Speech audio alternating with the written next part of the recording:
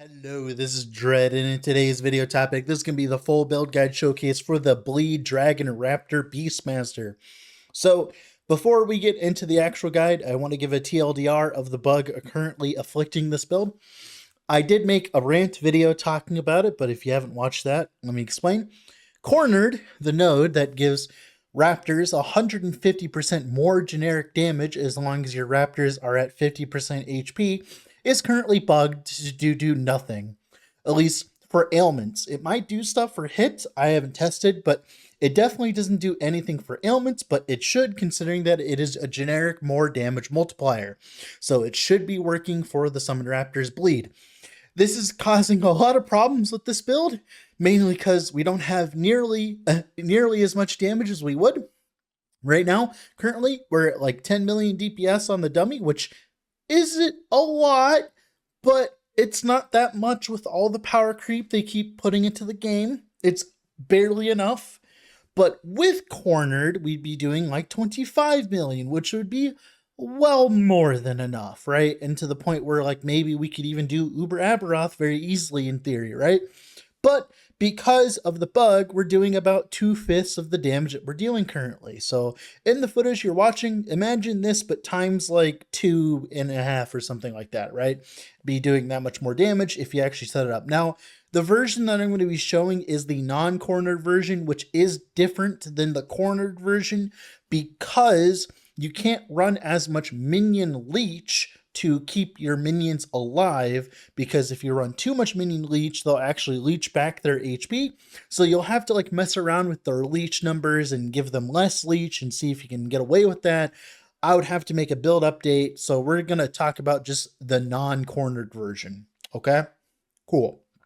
Now, why are we playing Bleed Raptors, and specifically Bleed? Because crit raptors do a lot more damage. If you want a crit raptor guide, thankfully the people at Maxroll were nice enough to already have made a guide for crit raptor. So if you want to see how that build goes, I would heavily suggest checking that out, especially if you want something that's more bossing oriented. But the reason why I was more interested in Bleed Raptors recently is because they have significantly better AoE, at least in my opinion, for a lot of different content, for just running around in monos, specifically for AFK running through monos too, by the way. Like, it does not take that much input to make these do the clear, and that's because of Screech. Screech is a node inside Raptor that makes it so that they shout every like 6 seconds, and then they apply 8 bleeds in an area. These bleeds, they scale with their stats. So if you get like minion pen, like for bleed, minion bleed duration, it affects these bleeds. And what's cool is you can run stuff like, Doublet of Onus Toll and get absurdly long bleeds. So they walk up to mobs and they all screech, and that AoE can be juiced up by minion AoE affixes that were just introduced this patch. And all of that AoE just leads to you clearing monos quicker in general as a minion build, because that AoE is in a circle around the raptor. It doesn't have to pierce through enemies like a projectile. It doesn't have to chain to things. It's just simply a cold hard AoE, and these usually end up being very good because they don't care how many enemies there are.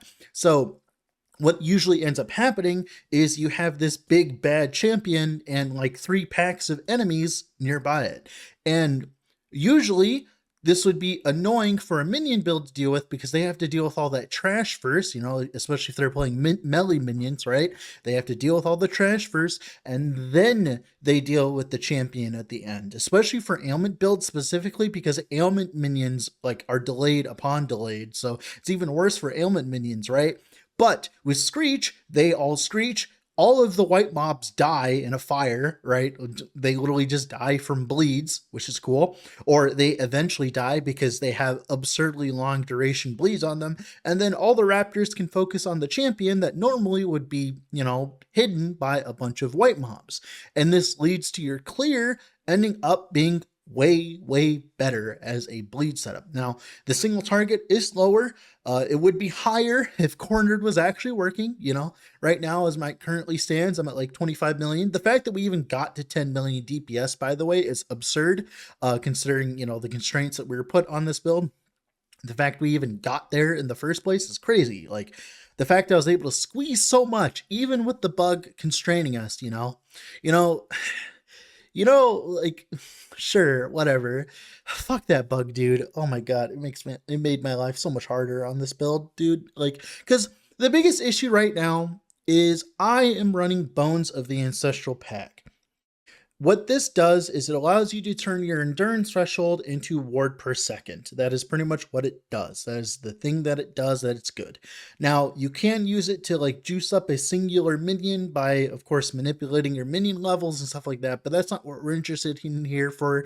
We're interested in the fact that it gives us a lot of ward per second. The reason why we care about this kind of thing as a Primalist is because Primalist notoriously, at least specifically Beastmaster, does not get that much HP. Stacking HP as a Beastmaster is, simply put, a pain in the ass.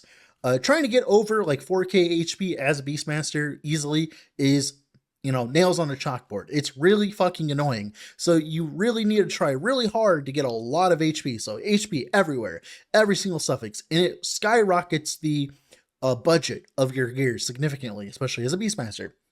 Especially as a minion build, right? That needs specific affixes to work. So all these problems cause a lot of issues. But thankfully, we have a bone, or in this case, an ancestral bone. The idea is we gain all of our ward, our endurance threshold as ward every single time it procs, and we get it like, it's like a 1 second cooldown, so we pretty much get it every second. As long as our minions are actually attacking stuff, it seems to be mostly consistent, right? As long as they're attacking fast enough. And that leads to us getting a decent amount of ward. And remember, our entire health bar is pretty much covered by endurance threshold. But the problem is, one of the best chests for us is a Wall of Nothing. Wall of Nothing gives us a ward decay threshold based on our endurance threshold, and then that is really strong for our build because we also get endurance from Wall of Nothing as well.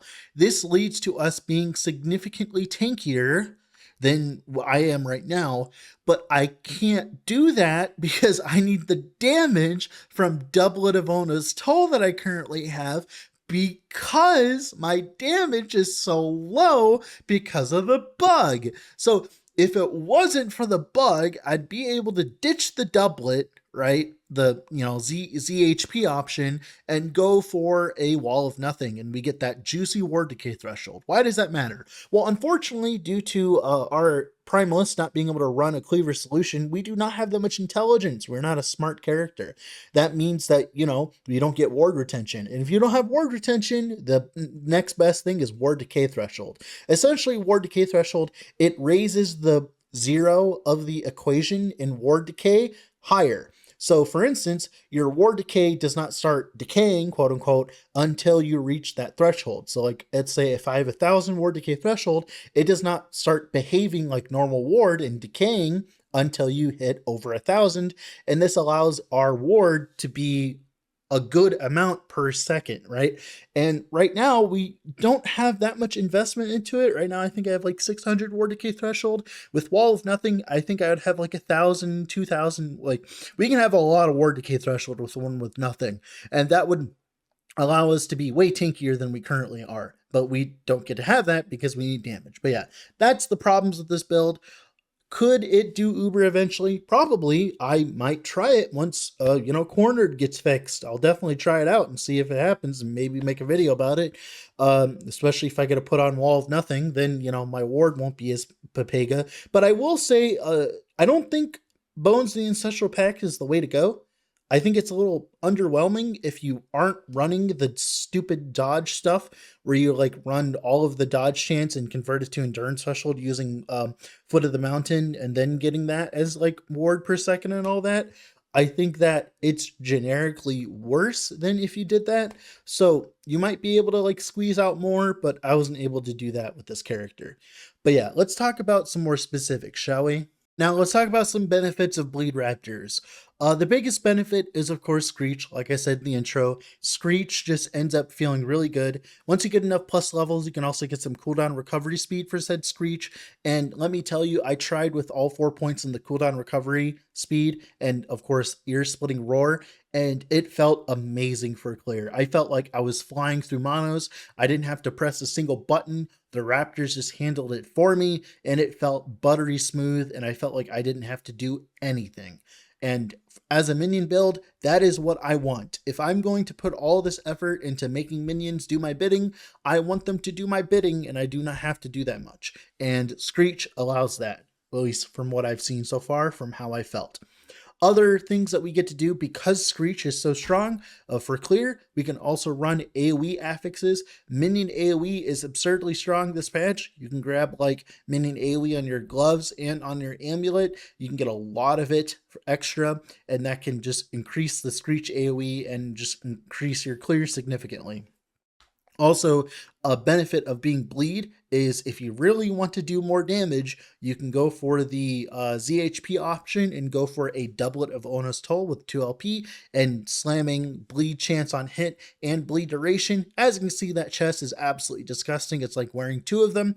It is a lot of damage. And what's really cool about this is like when you apply a bleed to an enemy with Screech, right? The 8 stacks of bleed, that lasts for like I think well over 9-12 seconds, like 9 to 12ish seconds. So essentially the white mob's going to be dead no matter what, so like it's really fun to play around with this. Now, to give more examples of how we're abusing Bones of the Ancestral Pack, we are eschewing using HP on all of our stuff, and we're simply adding as much endurance threshold as humanly possible through items like Anchor of Oblivion, which can give 100. It also gives us endurance percent, which helps us cap it out without needing to invest into it. It also gives us strength, which is good for our minions because we're attribute stacking strength and dexterity for our summoned raptors. We can also get the Grand Blessing endurance threshold, like 150 endurance. Remember, all of this endurance threshold that we're getting is ward per second with Bones of Ancestral Pack. So think of it less as endurance threshold and think of it more as ward per second. And then Avian Shelter at the top of Beastmaster also gives us a lot of endurance threshold. Another point is idols are an absurd damage boost. If you can end up with 4 idols with bleed duration for minions and bleed generic chance on hit for minions, you can end up with significantly more damage than I'm doing in the video, especially once Cornered gets fixed. It can go to the moon in terms of investment, or you can run, of course, bleed duration for minions and minion melee attack speed. Either one of these are completely acceptable. Like, running 4 of these can lead you to having significantly more damage than I currently have in the footage. Now, another thing is plus levels are important. Right now, I'm actually missing 2 +1 levels, one from my sword and one from my Bones of Ancestral Pack. I should have +2, and that would allow me to eventually grab Cornered on top of everything else that I'm grabbing. But plus levels is important, and we can't really afford to run plus levels on our chest, so we want plus levels everywhere else. So we can run something like an Artor's Legacy, which gives us +2 and a Maximum Companion. We can run Bones of the Ancestral Pack with +2, Null's Tooth for +2, and 2 Phantom Grips, which also gives us +2. One of the benefits of running a ward build is the fact that our rings don't need to have HP on them, so that they can have something like this, like Strength and Dexterity. The reason why you even have these Phantom Grips, by the way, if you're wondering, is if you're farming for a red ring of Atlaria in COF, you just end up pooping out a bunch of Phantom Grips, so you eventually end up with two 2 LP Phantom Grips we really like. Now remember, all we care about is the plus levels to minion skills and the LP on it. We don't care about the crit chance, so all we really need is just the +2 to minion skills, and of course all of the attributes. That's all, like, and the LP. That's all we really care about. Now, of course, on the rings you get like resistances, a different prefix with like minion damage, but generally the attributes are the way to go on those. And that's going to be it for the video today.